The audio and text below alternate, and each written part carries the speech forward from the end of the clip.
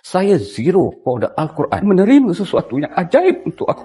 Saya diperkenalkan tip Quran oleh satu orang sahabat yang saya amat kagum. Pada peringkat permulaan, saya adalah orang yang tidak memahami dan tidak dapat membaca dengan fasih Al-Quran.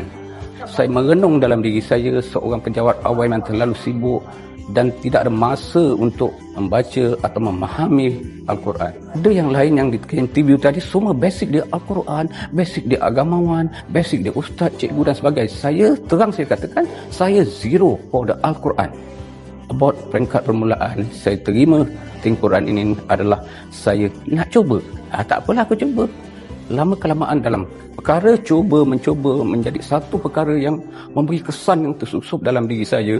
Berusia 58 tahun, kenapa di peringkat usia aku begini, aku menerima sesuatu yang ajaib untuk aku mempelajari Al-Quran. Sehingga nyari saya letakkan satu azam, saya terus berjuang dalam Al-Quran, saya terus meningkatkan diri saya.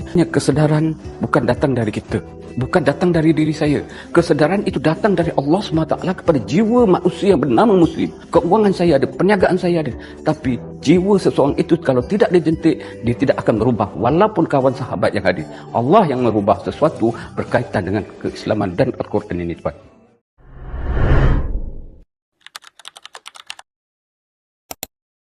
Langkah pertama menggunakan aplikasi Think Quran, tuan-tuan terus lakukan pendaftaran dengan masukkan nama dan nombor telefon, sediakan password, kemudian tuan-tuan terus boleh belajar dengan memulakan dengan surah An-Nas.